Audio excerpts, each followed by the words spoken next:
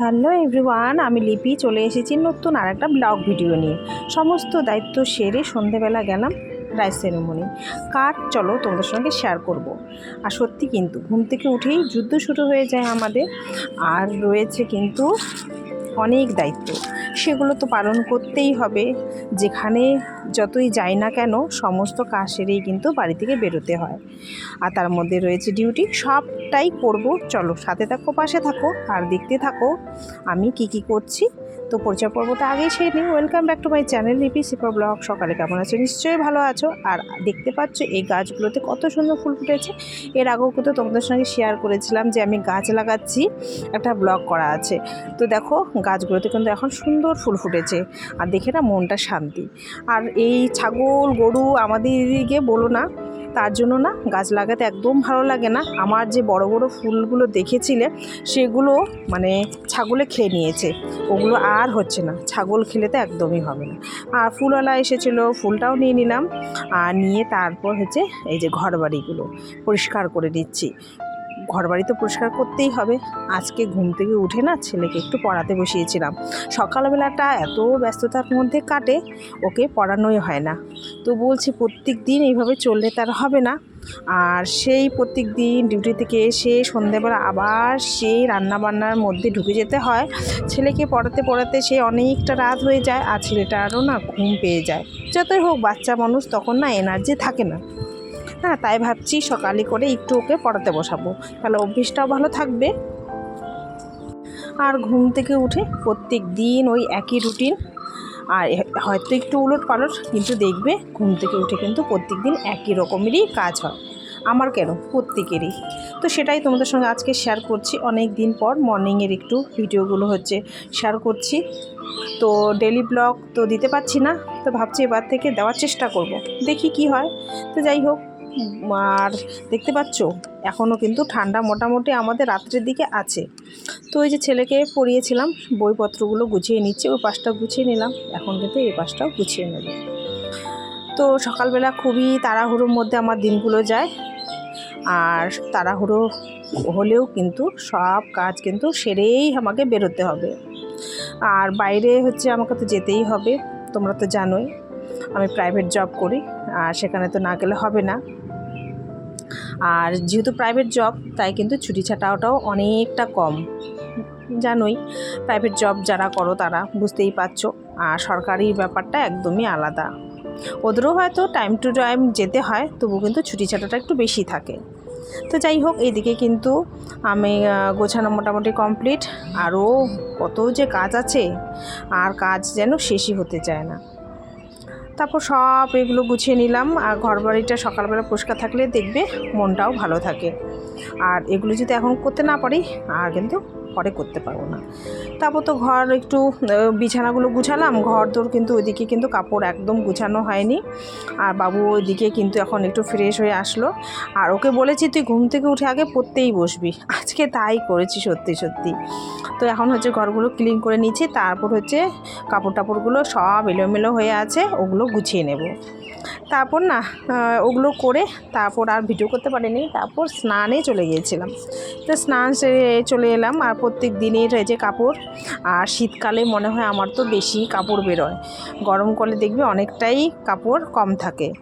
আর এই যে সোয়েটার টোয়েটার কত যে কাপড় থাকে ডবল ডবল, সেগুলোও মানে ধুতে হয়। তো যাই হোক, এগুলো সব করলাম, করে আবার রান্নাবান্নার পর্বও আছে, ভাবো তো। আর সকালবেলাটা এইভাবে বাইরে বেরোনো মানে খুব চাপ হয়ে যায় আমার, কিন্তু কিচ্ছু করার নেই, সবটাই হচ্ছে মেনে নিতে হবে। আর দায়িত্ব সহকারে কিন্তু কমপ্লিট করতে হবে। তো এইভাবেই অ্যাডজাস্ট করি, যেদিন যেরকম পারি। আর এই যে আমার কিন্তু হয়ে গেছে, ভয়েসও দিয়েছিলাম। আর সাইডে না সকাল সকাল অনেকে গান চালায়, পাশের বাড়িতে গান চলছিল, তাই মিউট করতে হয়েছিল। তারপর এদিকে হয়ে গেল, এখন চলে যাবে একদম রান্নাঘরে।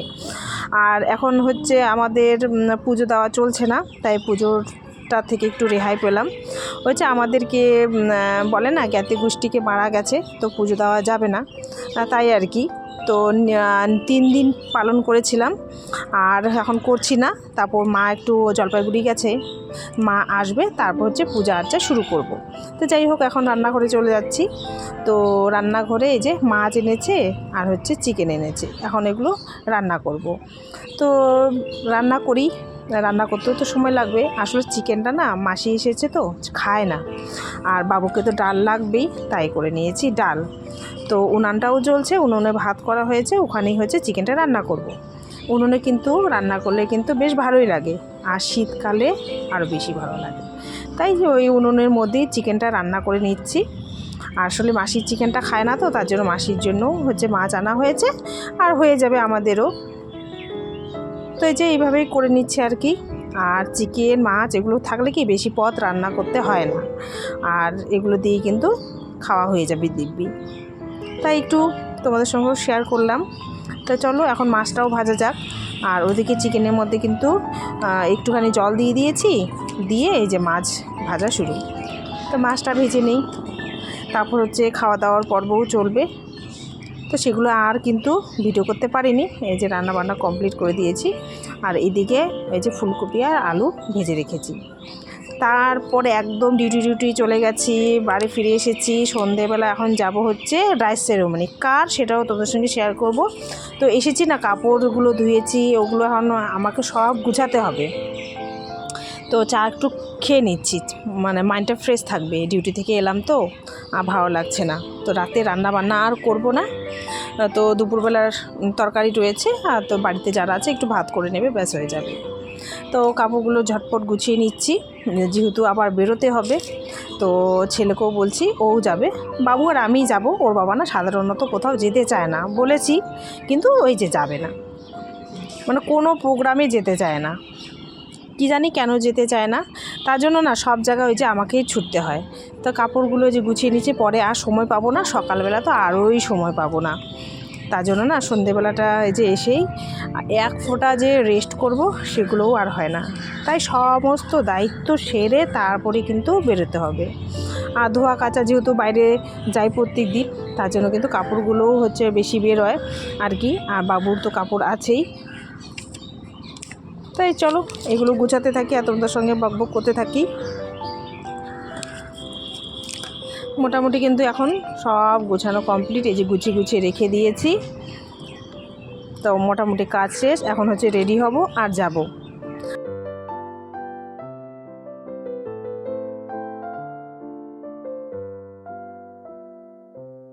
আর ছেলেকে নিয়ে বেরিয়ে পড়লাম। আর দেখতে পাচ্ছ অন্ধকার, আর রেল লাইন দিয়ে যাচ্ছি।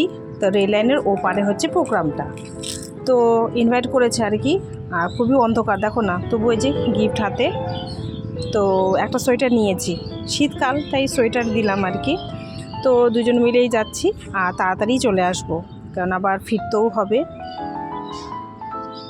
আর এখন যেখানেই যাই ছেলেকে না নিয়ে গেলে না একদমই ভালো লাগে না। তো চলো যাওয়া যাক, তোমাদের সঙ্গে একটু শেয়ার করব।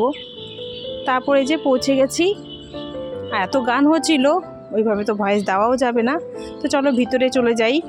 তো সবার প্রথমে কিন্তু এই যে মামাদের বাড়িতে এসেছি, আর ওদের সাথেই যাব। তো পাশের বাড়িতে হচ্ছে প্রোগ্রাম, তো চলো যাওয়া যাক। তো যার রাইস সেরেমনি সে তো ঘুমিয়ে গেছে, তাই ওর মার হাতেই গিফটটা দিলাম। আর হচ্ছে সুন্দর কিন্তু এনে ব্যানার লাগিয়েছে, দেখতে কত ভালো লাগছে না, তাই একটু শেয়ার করলাম। কুচকিটা তো ঘুমিয়ে গেছে। তারপর যাই ওদিকটা গিয়ে বসি, আর লোকজনও ভালোই হয়েছে। আর তারপর তো একটু বসলাম, তখন না আর কোনো ভিডিও করিনি। তো আস্তা বলছে খিদে পেয়েছে, খাবো। তো মামা বলছে চলো তাহলে বসেই পড়ি প্রথম ব্যাচে, আর খাওয়া দাওয়া পর্ব কিন্তু চলছে। তা আমরাও না বসে পড়লাম, যেহেতু ফিরতেও হবে বাড়িতে, রাস্তা দিয়ে যাব আমি আর বাবু, তাই বেশি আর দেরি করব না। তাই বসে পড়েছি। আর এই যে উমাও এসেছে, আস্তা এসেছে, বাবু, আমি, মামি দাঁড়িয়ে আছে। তো সবাই মিলে এই যে খাওয়া দাওয়া করছি আর কি। খাওয়া দাওয়া সেরে তারপর হচ্ছে সামনের দিকে একটু বসবো। আর সামনে হচ্ছে সবাই নাচানাচি করছে। আর এই প্রোগ্রামটা কিন্তু ছিল হচ্ছে যাদের ইনভাইটে এসেছি তারা কিন্তু আদিবাসী, যেহেতু বাঙালি সমাজে আছে, কিন্তু দেখে কেউ বুঝতে পারবে না, কিন্তু আয়োজন ভালোই করেছে। বেশ ভালোই লাগলো। তারপর খাওয়া দাওয়া শেষে এখানে বসেছি, আর বসে বসে সবার নাচ গান দেখছি। আর ওদের মধ্যে কিন্তু নাচটা থাকবেই, আমাদের বাঙালির মধ্যেও থাকে, তো ওরা বেশি কিন্তু এনজয় করে, দেখবে। তাই নাচ দেখছি। তো আজকের ভিডিও কেমন লাগলো অবশ্যই কমেন্টে জানাবে। আজকের মতো এখানে শেষ করছি, টাটা।